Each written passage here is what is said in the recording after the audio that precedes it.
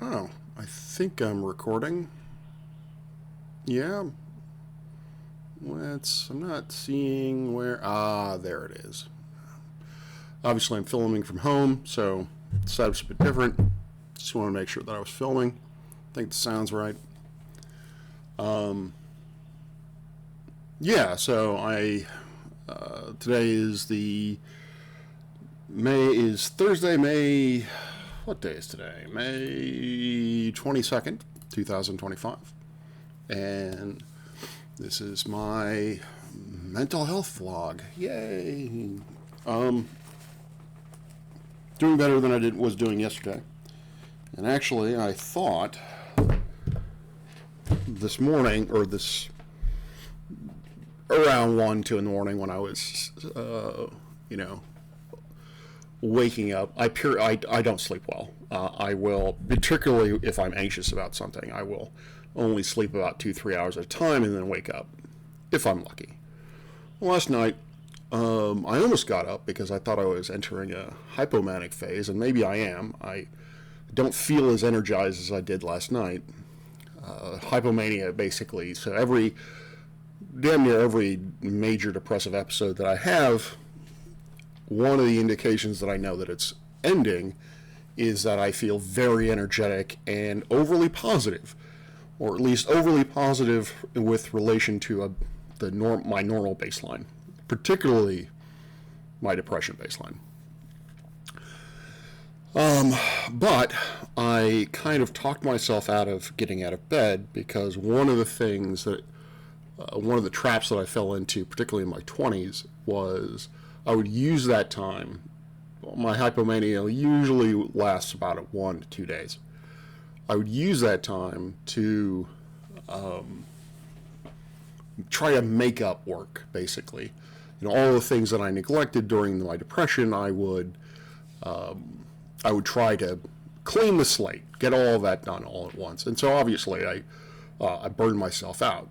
And if I were lucky, then I just kind of went into a contented phase where I would continue to work, but wasn't huge, or I would just run myself back into a depression again. Basically, just I guess overdraw the tank. I don't know what proper analogy it is, but I've learned since then to basically I need to manage that in an analogous way of managing a depression. So it's not just the depression symptoms that I need to be cognizant of and take care of and try to cope with, but it's also the hypomanic phases. I guess it's a blessing that I don't go full manic, because I have known people who do suffer from that, and what they tell me of their manic periods is, it definitely, my depressions affect me primarily. When I am really low, I will isolate, as is, from my understanding, common. When you're manic, you don't isolate, typically, or at least the stories that I've heard. Isolation really isn't the thing that is on your mind. So I guess I'm blessed in that sense. But as I discussed yesterday, I don't really fucking care about blessings or gratitude or whatever in the long, grand scheme of things. Still think it's good for people who are suffering from situational depression, but people in my boat, or for me, rather, I've not found it to be overly useful. Granted, this is a tangent. One of the problems I've run into is, not problems, but one of the things that keeps popping up is I will talk to therapists and be like, hey, if you want me to use these coping skills, well, they'll tell me the more I use the coping skill, the better I will be at it. And in theory, the less frequently I will have to use it. The problem with that is I would have to be using coping skills pretty much every waking moment of my life, and I don't fucking have the energy for that. I can't imagine anyone in my situation having the energy for that. So I try as best I can to use the coping skills, but I have not noticed it mitigating the effects overly much. Now, I will say that the trajectory of my mood has gone up in my ability to stay stable, stay functional. Definitely has gone up over the last 4 or 5 years, but it's a very slow, the slope on that line is very low, which again, I shouldn't discount. I shouldn't shit on myself. It doesn't benefit me to minimize. Oh, that's sunny, by the way. It doesn't benefit me to minimize the fact that there does seem to be an overall positive trajectory in my ability to cope. And maybe that's because I do use coping skills more consistently than I used to. But again, it's always that but. Still in these places, still fighting the same battles day after day after day. So if you were to make the analogy that chronic depression is like a war, I guess I'm winning, but by attrition. I mean, I'm constantly having to fight, and I'm making very, very little progress. But I guess it is progress. I don't know. I could very well be talking out of my ass. I have no idea. This is kind of also one of the reasons why I wanted to do this. Was to maybe go back after I've gotten a few months under my belt, go back and rewatch and actually see what I was like back when I started this. One of the problems that I have is I have very little emotional memory, meaning that I don't remember what it really feels like to be in an emotional state outside of the one that I'm currently in. I don't know what it like. If you ask me what it feels like to be joyful, I don't know. I don't remember the last time I was joyful for any reason whatsoever. Conversely, if you were to ask me what does it feel like to be so depressed I can't get out of bed, that I have a little bit better memory of because I was just in it. So, not quite that far down, but I have a vague sense of what that feels like. And a vague enough sense, or rather a sharp enough sense, that I don't like being there. I do remember I don't fucking like being there. Which I guess maybe is the problem with being joyful is that, one of the things that is said to me almost like a fucking mantra is, things will get better. I'm like, okay, yes, that is true, but I don't remember what that feels like. So I would be striving towards a goal that someone else is telling me is going to feel good, but I don't have any evidence of that. I don't have faith in it.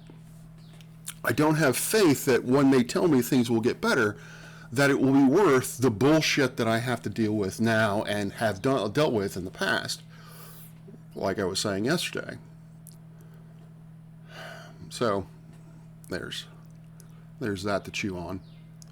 I'm doing this video now. Oh, if I didn't mention, it's 7:30 in the morning, basically. I'm resetting my sleep schedule slowly. I got up around 5 in the morning, played video games, and after making this video, I'm going to see if there's any odds and ends that I could throw away. I just took out a lot of trash, so I needed a break, because again, not enough fuel in the tank. But that actually brings me to kind of the subject that I was thinking of doing anyway, or the thesis of this particular video was So the reason why I threw out a lot of trash is because theoretically there are people coming over to evaluate my balcony, I guess structurally. I have, and this is not hyperbole, I put a number of things on that balcony when I've moved in, going on 5 years now. I have been out on that balcony maybe a half dozen times in the last 5 years. I certainly haven't moved anything off of it. I haven't moved anything on that balcony. The stuff on that balcony has been sitting there for about 5 years. I can see it from the kitchen window, at least vaguely, small portion of it. And I see the bikes that my ex-wife and I had basically slowly rotting away and deteriorating. They were not in great shape when I moved. If I were to do it again, I would not have brought them. And I would like them to be thrown away. But again, with that, it's more of not only an energy issue, but a memory issue. It's out of sight, out of mind. Anyway, the point of all this is that someone may be coming into my apartment. And so I am ashamed of what it looks like. And it is by no means looks good. But I am not exactly ashamed of it. Again, cost-benefit analysis. The shame does not outweigh the energy required to really make this place presentable in the maybe half day that I have to do it. And I feel like I need to prioritize work over doing that shit. So it's at a state that I can live with. I can live with other people briefly seeing, but I'm saying but a lot today.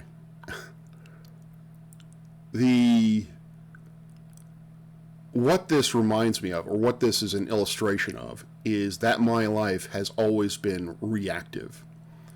There are very few things in my life that have been proactive, meaning that there was a goal that I set for myself, beyond simple goals like take out the trash or take a shower or whatever, real goals like not live in a shithole of my own making, things of that nature. There are very few occasions that I can point to or remember where I have been proactive. I have set a goal for myself that is positive and said, hey, let us get to that goal. And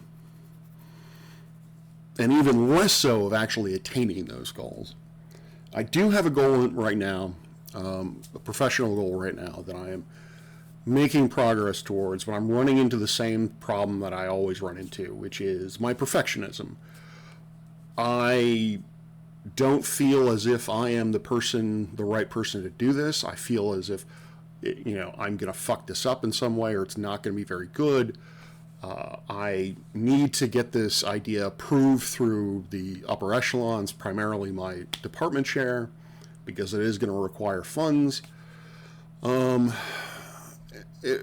don't want to get into that, but what it is actually putting the rubber to the road and knowing that it's not going to be perfect and being okay with the fact that it's not going to be perfect, that it will be the best that I can do.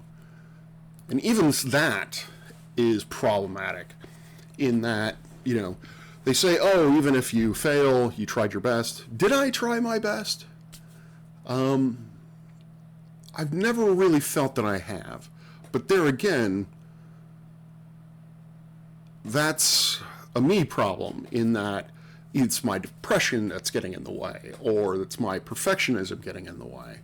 So is that really the best that I can do, or is the best that I can do to mitigate those emotions or those emotional hurdles and do the best that I can do? Because it runs into, if that's the best I can do, well, it feeds into my self-image. I look back at things that I have attempted and failed at, or objectively failed at, or subjectively I feel like I failed at, but it was good enough for the people involved, which to me is still a failure. So where was I going with that? If that is what good enough looks like, then I'm fucking worthless. That was a nickname my mother gave me, by the way. She liked to call me that. Affectionately. But yeah, she liked to call me that. Particularly in front of other people.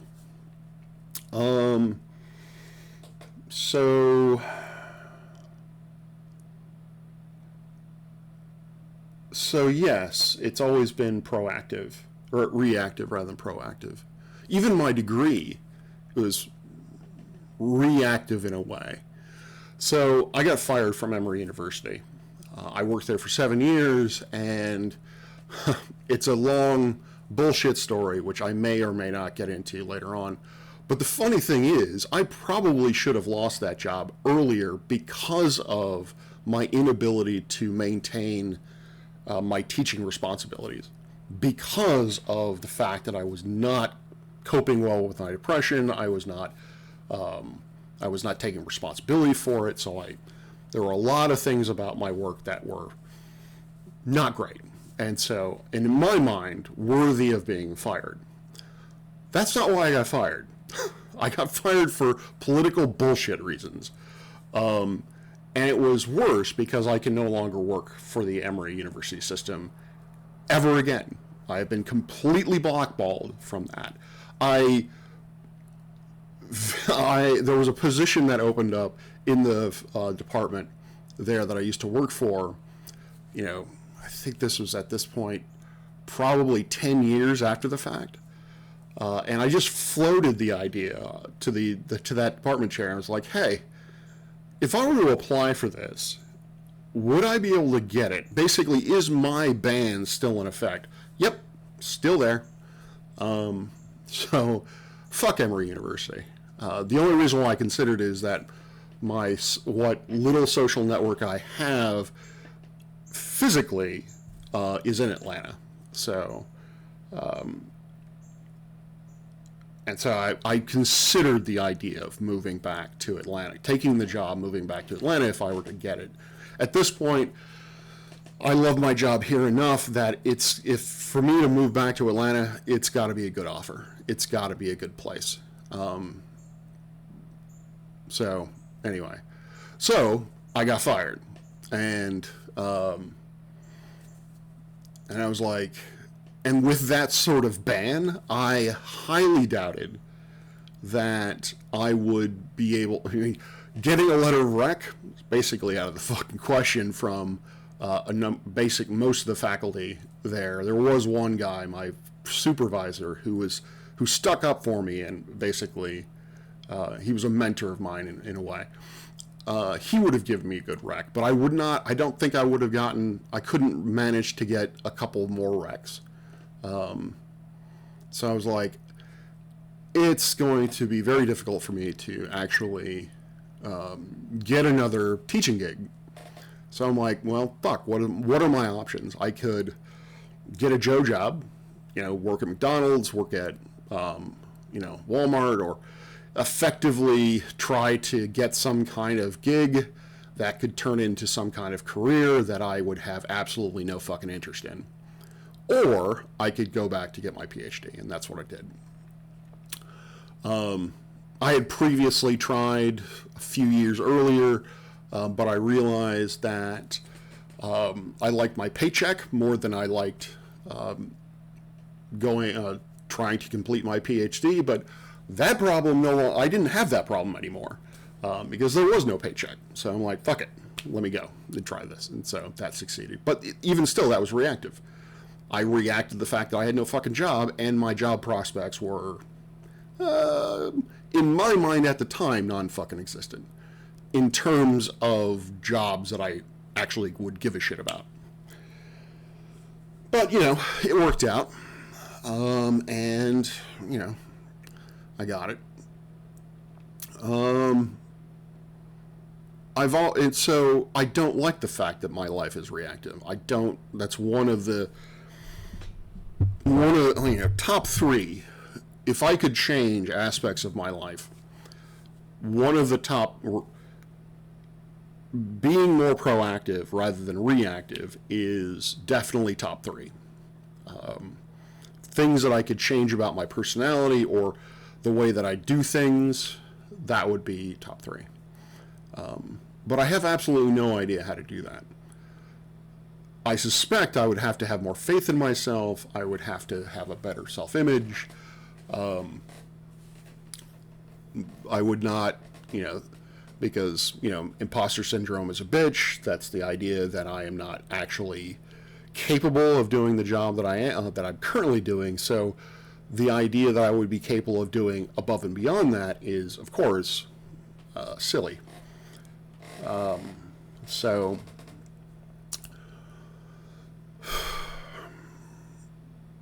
better self-image, get rid of the imposter syndrome, so little things.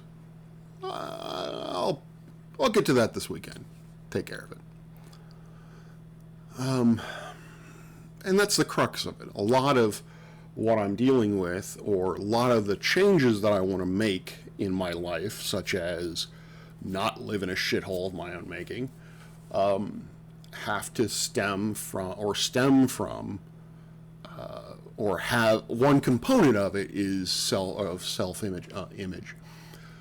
With the shithole part, the primary motivator is energy. And as I mentioned yesterday, I think, I only have a certain amount of energy.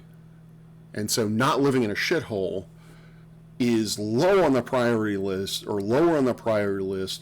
than, working, being productive, that sort of thing. And also things that interest me. I may or may not have ADHD. I was diagnosed back in the day. But as it happens with Kaiser, they won't test me for ADHD until my depression symptoms have been mitigated, essentially, because there is some comorbidity. Their lack of concentration could either be because of depression or it could be ADHD. I've never been able to have a handle on my depression for any length of time whatsoever. So basically, I'm fucked in terms of that. So if I do have ADHD on top of everything, I can't get the medication because they won't give it to me because it's a class 1 narcotic. But that's bitching about the mental health system is somewhere down the line. But yeah, so it has to interest me. It has to be engaging in some point for me to prioritize it, and without it being a priority or high enough on the priority list, I am going to prioritize my own happiness in the short term than doing that. I know in my head, objectively speaking, that if I can not live in a shithole of my own making and maintain a respectable living establishment or respectable dwelling, then I will be happier. One, I won't look around and be ashamed of how I've done this. On the off chance, I would have the ability to invite people over if that ever became an actual possibility. But, even if someone were to want to come over and hang out or whatever, I would not be able to do it. Actually, I broke up with my last girlfriend because I wouldn't do that for her, or because I failed once. She asked me to do it once, and when I could not do it or did not do it, she basically told me I was too broken to date, which was fun. But on the other hand, she wasn't a good match. She was, there were many, many problems with that relationship. So I was not really broken up about her breaking up with me. And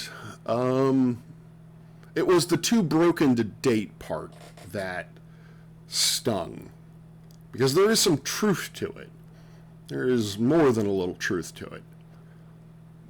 But commensurately, one of the things I look for in a partner, girlfriend, boyfriend, whatever, I hate the word partner in terms of romance. You have business partners. You do not have romantic partners. Anyway, so my significant other, one of the things I'm looking for in a significant other is empathy and compassion, and a good deal of it. Because that is the only way that I think another person would be able to handle the shit in my life, the baggage that I would bring to a relationship. I have experienced that basically once. I had a girlfriend who, my first wife, who had that capacity, but I fucked that up. And since then, all the women I've dated really haven't had that capacity. Now, this is not a slight on them. It's simply just the way it is. I'm not judging them for having the not having the empathy and compassion that I feel is necessary for a person to stick around. But and so yeah, no doubt, that is just what reality is. So yeah, I know that having a cleaner living space would be beneficial in a few ways. Mainly because I would not look around and be like, hey, my apartment is garbage, so therefore I'm garbage for allowing it to get that way.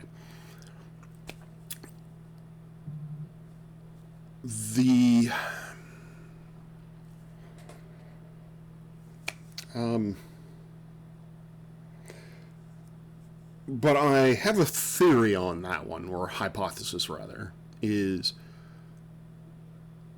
that I have this innate desire to be punished, and not in a kinky, sexy way. Someone needs to berate me, beat me, that sort of thing. I have this fucked up desire for that. And so when I look around and see this, that is a sort of punishment. Because I look at it and say, I'm a piece of shit because I live in shit. So, in a way, it's satisfying a fucked up, maladjusted part of my psyche. I don't know if that's true or not. I really haven't been able to discuss that with a therapist because, again, most of the therapists I've had lately are goal-oriented. They just want to set goals and think that that's going to help fix me, I guess, or at least help me cope with my depression. God, I have. And body dysmorphia, not just a female thing. I fucking hate the body that I'm in. I look at myself and I'm like, wow, you look like shit. You're not fit. You're not attractive. So, and I'm really seeing that when I look at myself in this t-shirt. So, I got the man titties. Anyway. Where was I going with that? So I haven't been able to, it's goal-oriented, and I've already discussed how that is futile when I have this sense of, when I have this self-hatred. So I really haven't addressed this with therapists, so I don't know if it's real. I feel it. I think it's real, but my thinking, obviously, because I am mentally ill, is not the most trustworthy when it comes to self-analysis. I try to be as self-aware as I can. That's actually one of the coping skills, is to be aware of your mood, be aware of the stimuli around you and how your mood reacts to these stimuli. One of the examples is I know that the end of the semester is always going to be problematic, at least in the short term. And I need to take steps to mitigate that. The problem is I am so fucking stressed about the end of the semester that I don't think about that. Now, objectively, as I'm sitting here, one of the things that I would like to do from a professional standpoint is not be so far behind at the end of the semester. Basically, be consistent with maintaining my workload and maintaining my responsibility, e.g. grading, and maintain that so the end of the semester is not a panic, get shit done kind of thing. And if I can do that, then perhaps I can actually think and devote time to self-care and not having myself fall into a deep depression or significantly moderate depression at the end of the term. So, yeah, I have ideas. Problem is remembering them, and the problem is being able to implement them in the moment. So, well, I think that's all for today. And so, yeah, I'm going to close it off here. And, yeah, if you're listening, thanks. Peace out.